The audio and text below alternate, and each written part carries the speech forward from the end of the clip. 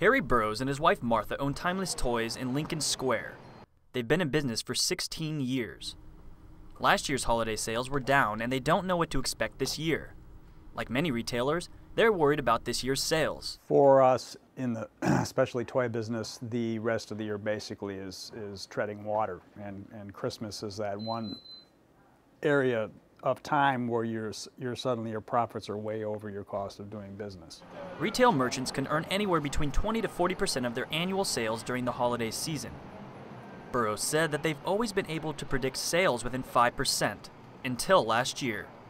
They expected a slowdown, but I don't think anybody, stores or the consumer, expected the bottom to drop out like it did. While sales typically increase 3 to 5% during the holidays, last year's sales declined. One major problem was overbuying. Gill says this year merchants are expected to be more careful with their inventory, and that's exactly what the Burrows have done. We ordered conservatively. We ordered to match, maybe slightly exceed last year, but not by much. According to the National Retail Federation, families spent about $705 last year, about $25 more than expected this year. For retailers, Gill says it's important to understand what this change means for customers. You can't do business the same way. You have to understand your customer, where they're coming from, what their economic situation is, in general, on average, for your customer base. And I think you'll do better with that in mind. For the Burrows, they have reason to be optimistic.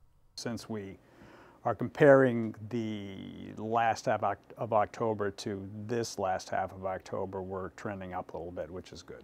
This year there's an extra day between Thanksgiving and Christmas. That gives consumers one extra day to shop. And contrary to popular belief, the busiest shopping day of the year is not the Friday after Thanksgiving, it's the Saturday before Christmas. And that day this year is December 19th. Gill says since stores are going to be tightening their inventory this year, if there's something that you just have to have, get in and get it early. For Columbia College, I'm Devin Katayama.